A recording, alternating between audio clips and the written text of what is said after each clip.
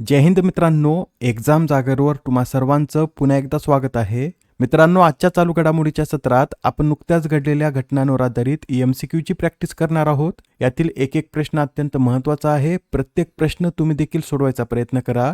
येणाऱ्या एक्झाममध्ये या प्रॅक्टिसचा तुम्हाला निश्चित फायदा होईल. आणि आजच्या व्हिडिओची PDF एक्झाम जागर या टेलिग्राम चॅनलवर संध्याकाळी 6 वाजता उपलब्ध होईल. चला तर आपण आजच्या सत्राला सुरुवात करूया. पहिला प्रश्न पहा. नीती आयोगाचे नवीन मुख्य कार्यकारी अधिकारी म्हणून कोणाच्या नावाची घोषणा करण्यात आली? तर आता नीती आयोगाचे मुख्य कार्यकारी अधिकारी म्हणून अनुराग जैन यांच्या नावाची घोषणा करण्यात आली. अनुराग जैन हे आधी मध्य प्रदेश राज्याचे मुख्य सचिव म्हणून कार्यरत होते व आता त्यांची नीती आयोगाचे नवीन CEO म्हणून नियुक्ती करण्यात आली. अनुराग जैन हे 1989च्या बॅचचे मध्य प्रदेश कॅडरचे IAS अधिकारी आहेत व आता ते नीती आयोगाचे CEO म्हणून पुढील 2 वर्षे कार्य करतील.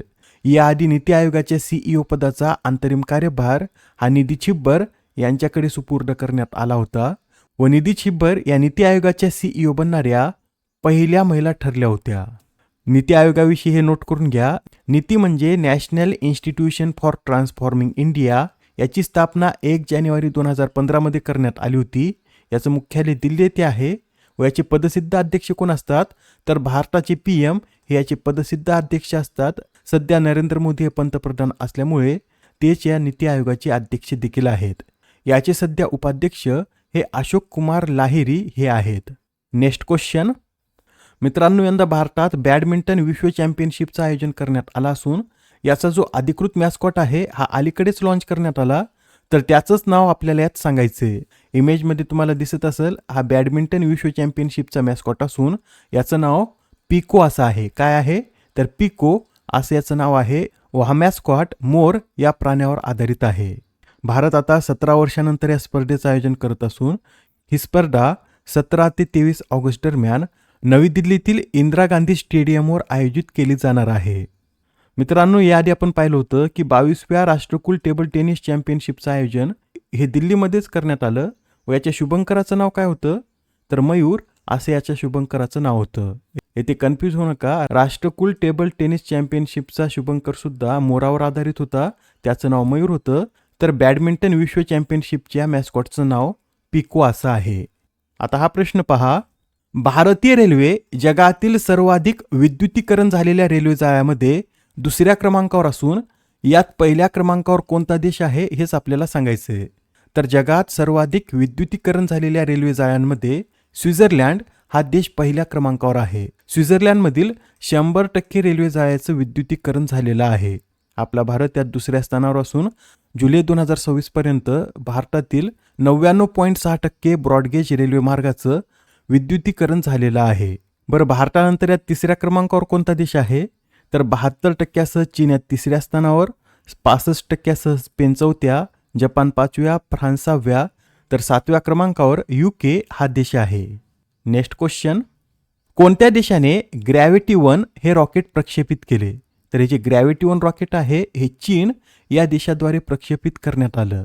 चीनने 22 जुलै रोजी हे ग्रॅव्हिटी 1 प्रक्षेपित केलं असून या रॉकेटबरोबर चीनद्वारे 9 उपग्रह सुद्धा प्रक्षेपित करण्यात आले आहेत.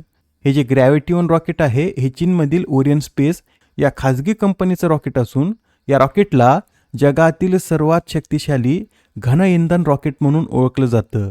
व आता या मोहिमेसह ग्रॅव्हिटी 1 मालिकेने आपलं हे तिसरे यशस्वी उड्डाण पूर्ण केलं आहे. लक्षात ठेवा, ग्रॅव्हिटी 1 हे चीन या देशाचं रॉकेट आहे. आता हा प्रश्न पहा. कोणत्या राज्याद्वारे समरस विद्या सेतू हे अभियान सुरू करण्यात आले? कोणतं अभियान आहे? तर समरस विद्या सेतू व हे अभियान गुजरात या राज्याद्वारे सुरू करण्यात आलं. बरं, या अभियानाचा उद्देश काय? तर 1ली ते 12वी मधील 80,000हून अधिक शाळा सोडलेल्या मुलांना पुन्हा शाळेत दाखल करण्यासाठी गुजरात सरकारद्वारे हे अभियान सुरू करण्यात आलं. हे अभियान 22 जुलैपासून अहमदाबाद येथून सुरू करण्यात आलं आहे. Next question. दुसऱ्या भारत ग्रीन हायड्रोजन समिट 2026चं आयोजन कोणत्या शहरात करण्यात आले?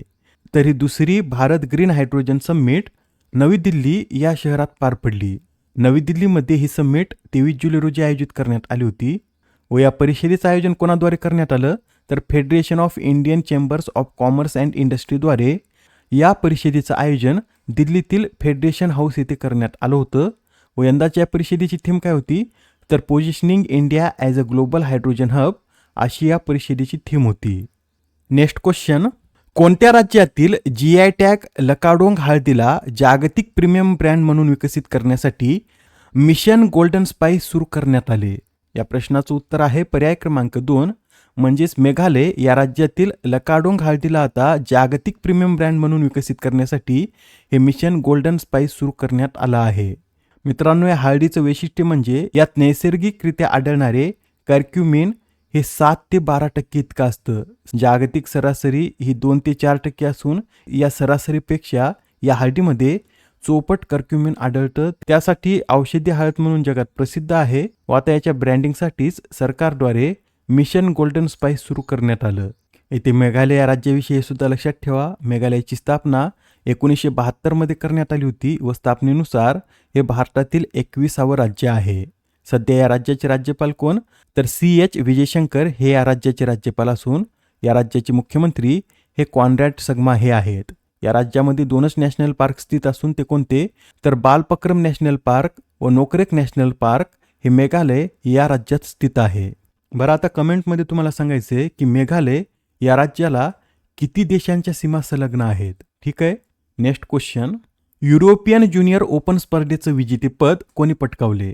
तर आता या युरोपियन ज्युनियर ओपन स्पर्धेचं विजेतेपद दिव्यांशी जैन यांनी पटकावलं आहे. जयपूरच्या दिव्यांशी जैन यांनी अंतिम सामन्यात इजिप्तच्या तालिया इस्लामला पराभूत करून या स्पर्धेत सुवर्ण पदक पटकावलं. ही स्पर्धा कुठे आयोजित करण्यात आली होती तर या स्पर्धेचं आयोजन जर्मनीतील हॅम्बर्ग येथे करण्यात आलं होतं व मुलीच्या 13 वर्षाखालील गटात दिव्यांशी जैन यांनी हे सुवर्ण पदक पटकावलं आहे.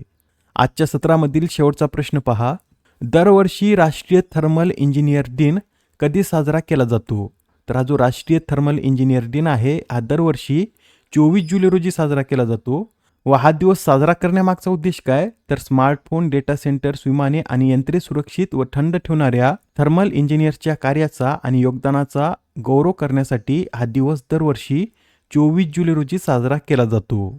या आधीच्या सत्रात तुमच्यासाठीचा प्रश्न होता, AI वर आधारित भारतातील पहिले बर्ड वॉचिंग आणि पर्यावरणपूरक पर्यटन केंद्र कोणत्या शहरात निर्माण करण्यात येत आहे? या प्रश्नाचं उत्तर आहे पर्याय क्रमांक 2 म्हणजेच मुंबई या शहरात हे AI वर आधारित भारतातील पहिलं बर्ड वॉचिंग सेंटर तयार करण्यात येत आहे. व हे केंद्र कोणत्या अभयारण्यात तयार करण्यात येत आहे असं जर विचारलं तर भांडूप येथील ठाणे क्रीक फ्लेमिंगो या अभयारण्यात हे केंद्र तयार करण्यात येत आहे. आजच्या सत्रामधील तुमच्यासाठीचा प्रश्न पहा, कोणता देश हा WTOच्या मत्स्य व्यवसाय अनुदान करारात सामील होणारा 123वा देश ठरला? आता या प्रश्नाचं उत्तर कमेंटमध्ये देण्याचा प्रयत्न करा. उत्तर चुकलं तरी काय हरकत नाही, कारण ज्यावेळेस तुम्हाला या प्रश्नाचं योग्य उत्तर माहीत होतं त्यावेळेस हा प्रश्न तुमच्या दीर्घकाळापर्यंत लक्षात राहतो. तर आता पुढच्या सत्रात पुन्हा भेटूया. धन्यवाद.